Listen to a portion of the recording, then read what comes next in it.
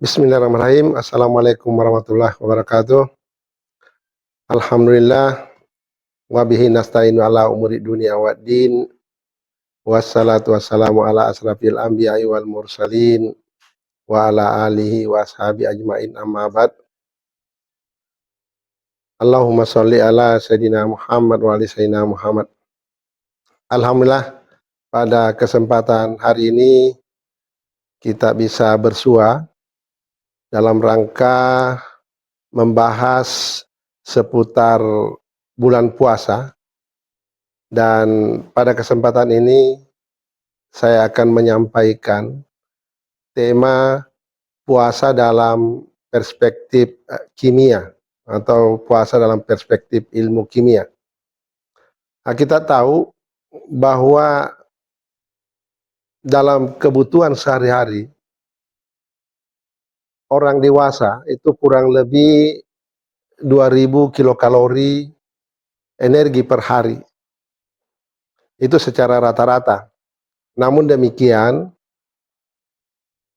secara khusus untuk kebutuhan kalori perempuan itu lebih rendah, sekitar 1600 sampai 1800 kilokalori, sementara laki-laki itu antara 2000 sampai 2200. Tentu nanti sesuai dengan berat badan daripada orang tersebut.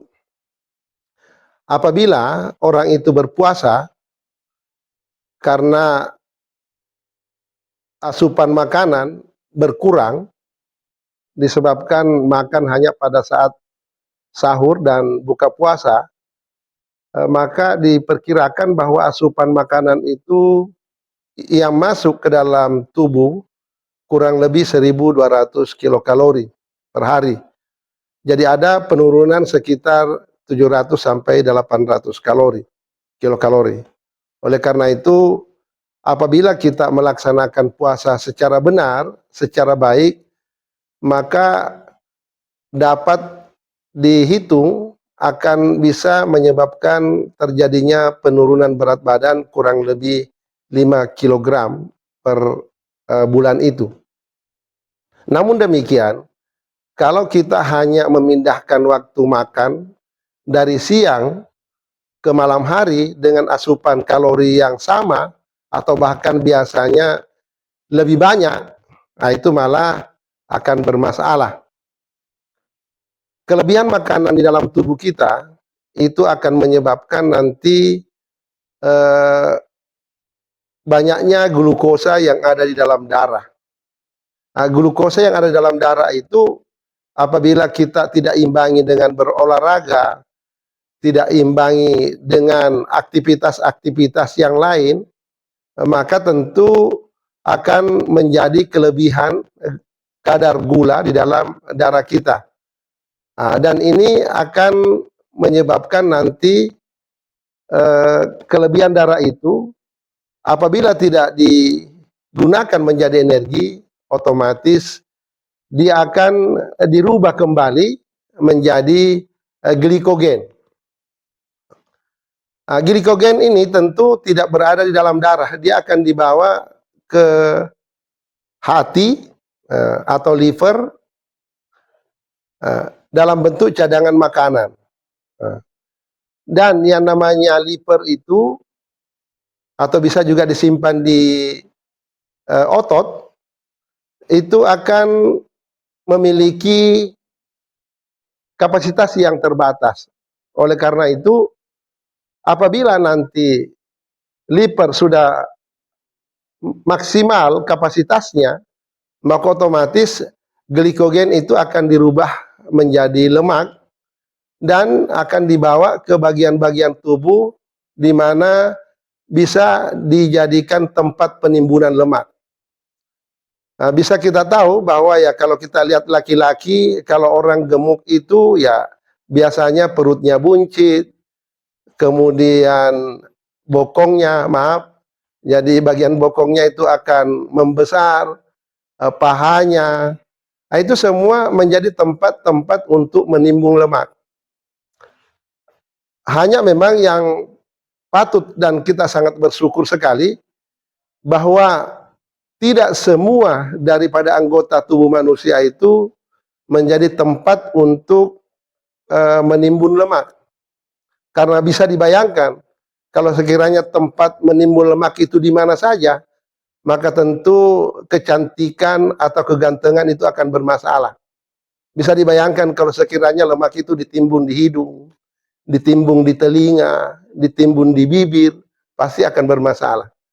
Nah, maka ya dengan kuasanya Allah, bahwa otot-otot bibir, otot hidung, otot telinga, itu tidak memungkinkan untuk dijadikan tempat untuk menimbun lemak.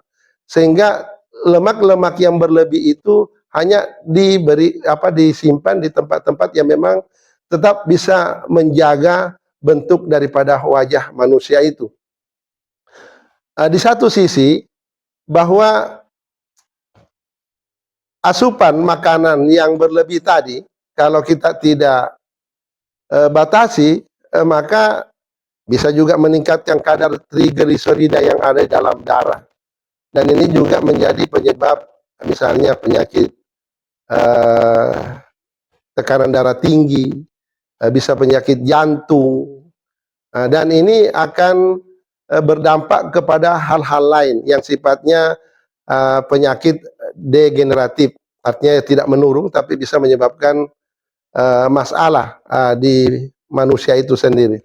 Oleh karena itu kita berharap, atau Bapak berharap bahwa puasa ini bisa betul-betul menjadikan kita itu mengkonsumsi hanya makanan-makanan yang memang bisa digunakan untuk beraktivitas, tidak berlebihan. Karena kalau kita lihat bahwa memang sebenarnya Allah menghalalkan semua makanan yang memang sudah ditentukan. Yang tidak boleh itu adalah jangan makan berlebih-lebihan. Jadi kita makan sesuai dengan kebutuhan, bukan makan sesuai dengan keinginan. Kalau itu yang kita betul-betul lakukan, insya Allah tidak ada masalah dalam tubuh kita, puasa kita juga bisa berjalan sebagaimana yang kita harapkan. Kita juga di dalam melaksanakan puasa bisa penuh dengan hikmah, penuh dengan kebahagiaan, energi-energi positif yang ada dalam tubuh kita itu insya Allah akan terpancar, sehingga bisa dikatakan puasa ini akan memberikan berkah yang terbaik bagi kita semua. Oleh karena itu, terakhir ya, sebagai penutup, saya berharap bahwa ya anak-anakku sekalian atau siapapun pemirsa bisa mengolah makanan secara baik, secara higien, bisa, karena aktivitas kimia di dalam tubuh kita ini senantiasa bergerak, berjalan, dan tentu dengan ilmu pengetahuan kimia yang kita miliki, ya insya Allah akan mengantarkan kita kepada hal-hal yang tentu memperbaiki pola makan kita, pola asupan gizi kita, kita makan makanan yang betul-betul yang dibutuhkan oleh tubuh, dan tidak makan makanan yang sifatnya sampah. Oleh karena itu, saya menghimbau kepada kita semua, mari kita betul-betul menjaga aktivitas makan kita sehingga bernilai ibadah di sisinya. Terima kasih. Wabillahi taufiq wa hidayah. Wassalamualaikum warahmatullahi wabarakatuh.